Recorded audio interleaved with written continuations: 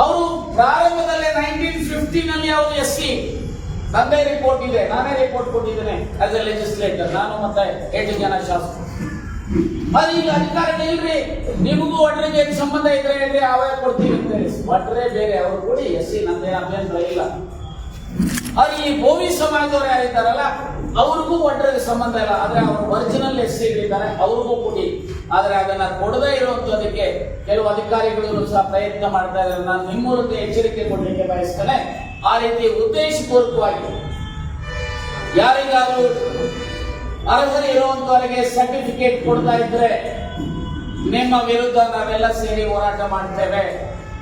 ಯಾರಿಗಾದ್ರೂ ಅನರ್ಹರಿಗೆ ಸರ್ಟಿಫಿಕೇಟ್ ಅನ್ನ ಕೊಟ್ರೆ ಅದರ ವಿರುದ್ಧವೂ ಸಹ ನಾವೆಲ್ಲರೂ ಸಹ ಸೇರಿ ಹೋರಾಟ ಮಾಡ್ತೇವೆ ಅನ್ನೋದನ್ನ ಹೇಳ್ತಾ, ಕೊನೆಯದಾಗಿ SCಗಳನ್ನ ಮುಖಂಡರಲ್ಲಿ ವಿನಂತಿ ಮಾಡ್ತೇವೆ.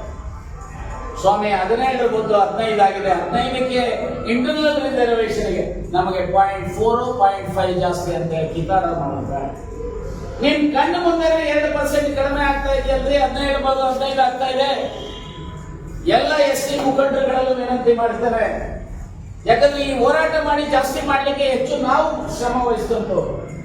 ನಿಮ್ಮಲ್ಲಿ ವಿನಂತಿ ಮಾಡ್ತೇನೆ, ದಯಮಾಡಿ ಈ 56% ಅಂದ್ರೆ ನಿಮಗೆ 17, STಗಳಿಗೆ 7, 32% OBCಗಳಿಗೆ ಕೊಡೋದ್ರ ಮೂಲಕ ಈ ರಾಜ್ಯದಲ್ಲಿ ಇನ್ಫ್ಯಾಕ್ಟ್ ಅದಕ್ಕಿಂತ ಜಾಸ್ತಿ ಆಗಿದೆ.